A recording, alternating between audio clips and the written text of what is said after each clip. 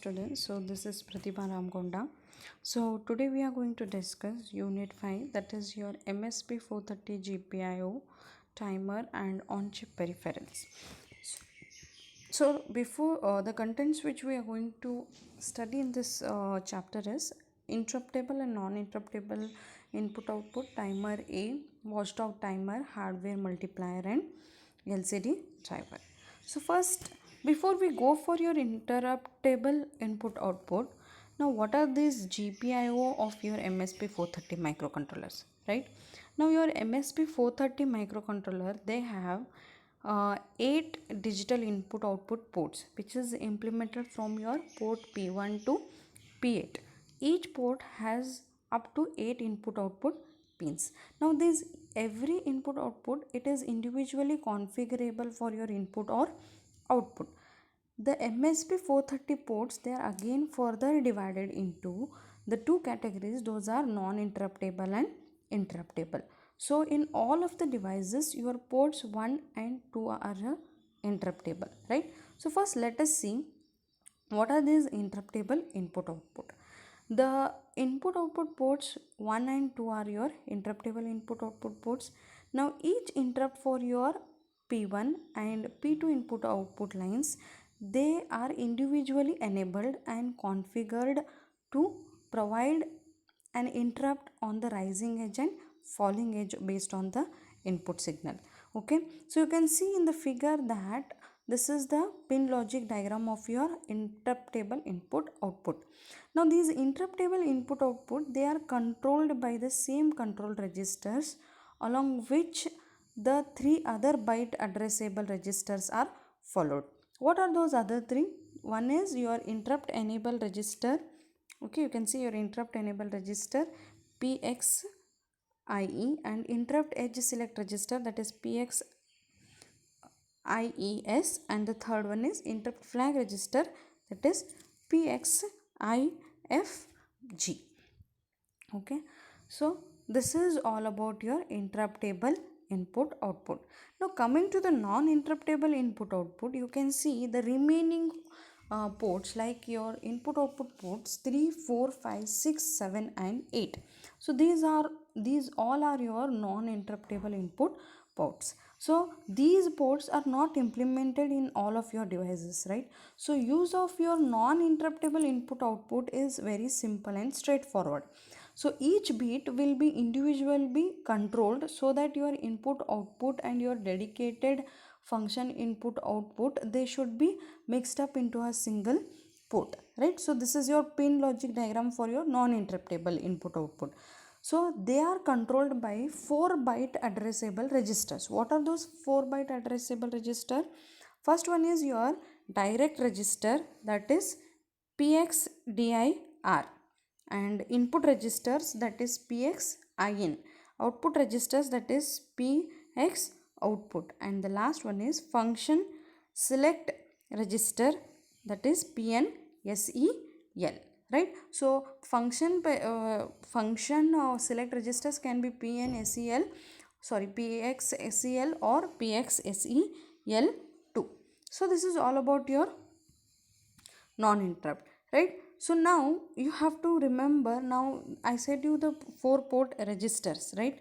Direct control register and direct control register. In that, if you set your direct control register to be 0, your port pin will be set to output. If you set it to 1, your port will be set to input.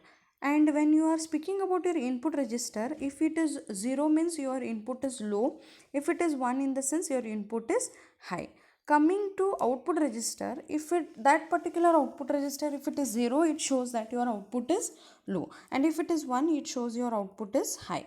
Then function select register, right? If it is 0, it is said that it will give you serial module function is selected. If it is 1 means your input output function is selected. And the last over here is interrupt enable register. If it is 0, interrupt is disabled, and if it is set to high, you can say that your interrupt is enabled. There is one more, that is your interrupt edge select register. Now if this particular is set to be 0, you can say that it is from low to high transition, and if it is 1 you can say it is from high to low transition. And the last one is interrupt flag register. Now if you set it this particular bit as 0, it says that there is no interrupt is pending. If you set it to 1, then you can say that interrupt is pending. Okay, now timer A. Before we go for timer A, you should know different types of your MSP 430 microcontroller timers. So there are basically 5 different types of timers which are available in your MSP 430.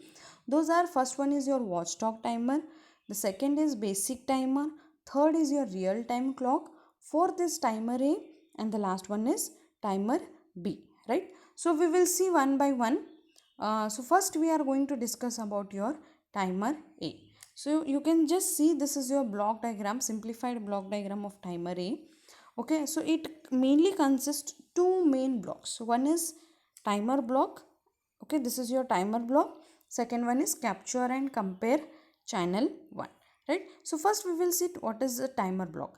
Now timer block, timer A, it is a 16-bit timer register which is called as TAR. Okay, and this timer A can choose your sources of clock, okay, whose frequency can be prescaled, and the timer block has no output but it has a flag, that is TAIFG. It is raised whenever your counter returns to 0. Then there is a second block, that is your capture and compare channel. In this, most of the events will occur based on your timer A capture compare register, that is TACCRN. Now the channels are, we can describe. First one is capture, right? So this is an input which will record you the time at which the input changes in your TACCRN register. Now this input, it can be either your external or internal from your another peripheral, or it can be also from your software. Coming to the compare, now this will compare your current value of your TAR with the value which is already stored in your TACCRN register, and it will update an output whenever they match. Now this output can be either again external or it can be also internal. The third over here is request and interrupt. Now this is done by setting its flag in TACCRN CCIFG. Now sample, it is an input to compare a event. So this is a particular special feature if your timer A is used for your serial communication, right? Now the timer A is your modular, and the number of capture compare channel will varies between your devices. So this is all about your timer. Now we have a timer block in your timer A, where it will be having 16-bit register TAR, which is your central of the operation, and that will be controlled by your timer control register, which is given by TACTL. In your timer operation, it is very necessary to maintain a relation between your value in the counter and your real time, right? So you can select your TASSCL bits of your TACTL register through having what? There are many clocks like your sub main clock, a auxiliary clock, TA clock, in clock, etc. Right? So this is all about your timer. You can just see we have a timer A and timer A control register present. Okay, so timer control register I just said you now. Okay, so now let us see timer capture, right? So this is your this particular diagram will show you the timer A control register. Okay, we'll see one by one. You can just see here the bits timer control register, TASCL, these are reserved, right? TA flag, TI. So we'll see one by one. First is this register is reset with all zeros in order to power on reset, right? First from bit 15 to 10 they are unused. Okay, you can see here from 15 to 10 they are unused. Then TASSEL, which is bit from 9 and 8, they are timer A clock source select. Now if it is 00, your clock source is TA clock. If it is 01, A clock. If it is 10, SM clock. If it is 11, input clock. Next IDX, you can see 7 and 6, bit 7 and 6, input divider. these bits will divide your input clock. If it is 0 0, it will divide by 1. If it is 0 1, it will divide by 2. If it is 1 0, it will divide by 4. And if it is 1 1, it will be dividing by 8. Then you have MCX. Those are bits 5 4, which is nothing but mode control, which is used to select your mode operation of the timer A. Now if this particular bits are 0 0, it is a stop mode. If it is 0 1, up. If it is 1 0, continuous. If it is 1 1, up and down. Bit 3 is unused. Okay, then bit 2, there is a TACLR, that is timer A clear, which will, this setting this bit, what happens, it will clear the counter, divider and direction of the count. If it is 0, it will clear the counter, divider and direction of the count. Then next is TAIE, which is bit 1, timer A interrupt enable. Okay, so what happens is this bit will be enable or disable whenever your TAIF becomes set. If it is 0, you can say that your timer A interrupts are disabled, and if it is 1, you can say that your timer interrupts are enabled whenever TAIF becomes 1. Then TAIFG is your bit 0, which is interrupt flag. So this is modified by the timer itself or by the program. It is raised 1 when no interrupt is pending. It is 1 when your interrupt is pending. Now this was all about your timer A control register. Next we will see about timer A capture and compare. Okay, so you have first CMX, which is bits from 15 and 14, which is a capture mode. If this is 0 0, there will be no capture. If it is 0 1, capture will be done on the rising edge. If it is 1 0, capture will be done on falling edge. If it is 1 1, the capture will be done on both the rising and falling edge. Next is CCISXC, where this is a bit 13 and 12. Capture, compare, input, select. These bits will select the TACCR input signal. If it is 0 0, it will select CC1XA. If it is 0 1, it will select CC1XB. If it is 1 0, ground will be selected.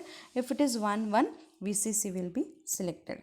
Next is SCS, that is your bit 11, which is known as synchronized capture source. Okay, which if it is 0, it will select asynchronous mode. If it is 1, it will select synchronous mode. Then we have SCCI, which is bit 10, synchronized capture compare input. Okay, so this particular input signal will be latched with your equation signal, which will be read through this bit. Then we have cap, that is your bit 8, which is known as capture mode. If it is 0, it will compare. If this is 1, it will capture. Next is out mode X, which is bit 7 and 5. Okay, up to, you can see your out mode is from 7 and 5. Now the 3 bits, if it is 0 0 0, it is set for output. If it is 0 0 1, it will set. If it is 0 1 0, toggle reset. If it is 0 1 1, set reset. If it is 1 0 0, toggle.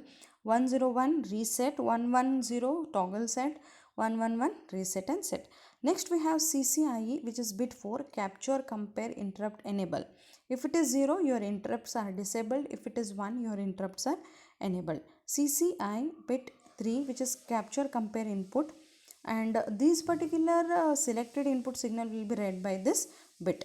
Out bit 2, output mode, that is 0, no capture overflow occurred, and 1, whenever your capture overflow is occurred. CCIFG, which is bit 0, capture, compare, interrupt flag. When it is 0, then we can say that there is no interrupt pending. If it is 1, then your interrupt is pending. Okay, so most of the time your timers are used for measurement of time frequency. Okay, so next we will see watchdog timer. Okay, you can see this diagram. The main purpose of the watchdog timer is what? It is used to reset the microcontroller whenever it is trapped in your infinite loop or it will experience any software fault. Basically, your watchdog timer is a hardware timer which will count up and it will reset your controller after specified time has been already passed. So your watchdog timer can be configured either as a watchdog or it can be also said as interval timer.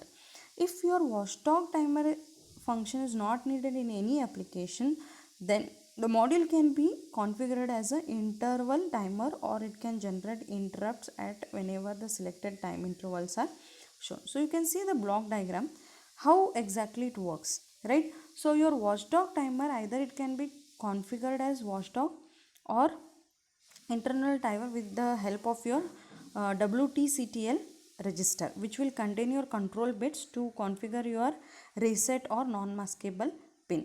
So your WDTCL register is a 16-bit password protect, where you can read and write the register. Now any read and write access must use word instructions, right? Now any write to your WTCTL register with any other value, your upper byte will be secured, right? It will generate a PUC signal, and any read to your W2, it will read your 069H in the upper bit. WTT counter clock will be either slow or equal to your main clock frequency. Next block is watchdog timer counter. Now this is a 16-bit up counter which is directly accessible by your software. This is controlled and time intervals are selected through your WTT, that is your watchdog control register. And this watchdog timer counter will be sourced from your auxiliary clock or sub main clock. Okay. And next is watchdog mode.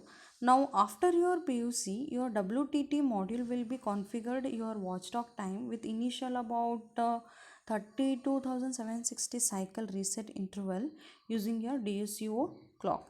Now the user should configure the watchdog timer WTT before the expiration of initial reset interval will be generated. Okay. Now next mode over here is interval timer mode. Now setting your WDTT MSEL is equal to 1, you have to select the interval mode. This mode will help you to provide periodic interrupts. In your timer interval mode, your WDTIF, that is your flag, will be set so that it will be set at during the expiration of your selected time interval, and a PUC will not be generated at the time of your expiration. Okay, and your flag enable bit will remain unchanged. Okay, so it is also seen that your interrupt vector address in your internal mode will be different when you compare it to your watchdog mode. Okay, so this is your lower byte of the watchdog mode. You can just see. Okay, here we have the bits present, that is your watchdog timer control from 0 to 7. So we'll see one by one. Okay, so first one is WDTP from 8 to 15 also it is there. First one is watchdog, this is your 15 to 8th bit. Okay, 15 to 8th bit, where you will be having your watchdog timer plus password, which will always read as what, 069H, and must be written as 05H, or a PUC will be generated. Then you have 7th bit, which is known as watchdog timer plus hold. If it is 0, it is seen that watchdog timer plus it is not stopped, but 1 means watchdog timer plus it is stopped. Then you have WTNMIES, which is a bit 6, where you have watchdog timer plus your non-maskable input edge select. If you set this particular bit as 0, your non-maskable interrupt is on rising edge, and if it is 1, your non-maskable interrupt is on falling edge. And next one is, that is fifth one, WDT NMI bit 5, which is a watchdog timer plus NMI select. If this is 0, you will reset the function. If this is 1, non-maskable interrupt is selected. Next, the fourth bit, that is your WDTT MSEL, that is watchdog timer plus mode select. If it is 0, you have a watchdog mode. If it is 1, you have a interval timer mode.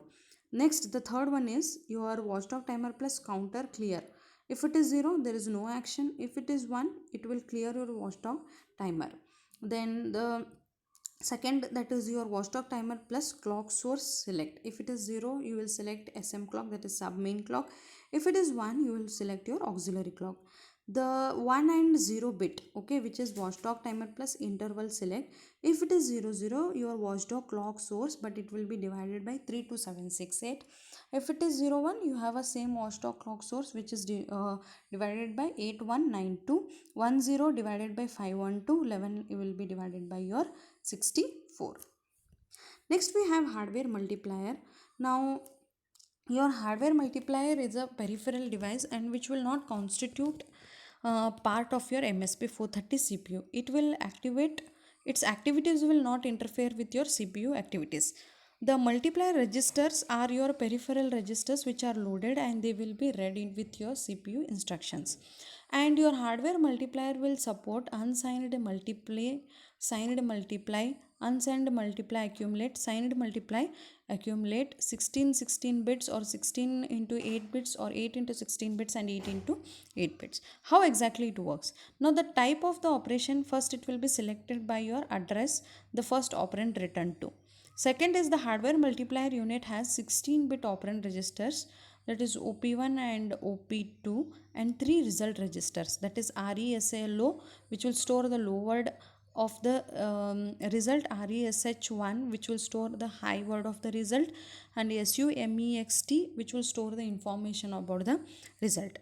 The hardware multiplier will give you the result ready in your 3 main clock cycles, and it will be read with the next instructions before it is, sorry, after writing into your OP operand 2. Okay. Next we have operand registers and result registers.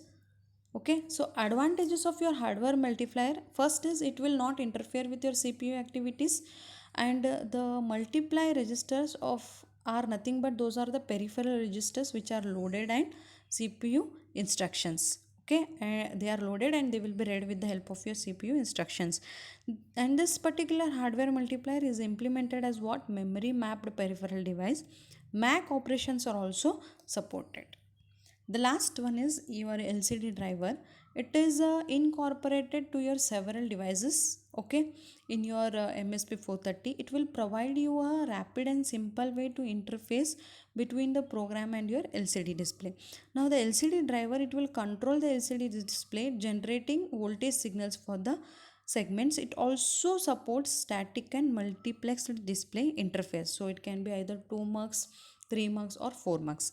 So we'll see first LCD control register. Your control register will define mode and operating conditions for your LCD, and it is a byte structured and it should be assessed using byte instructions only. Okay, so your LCD control register will be reset on POR. So you can there is a control register, fine, which is of 7-bit.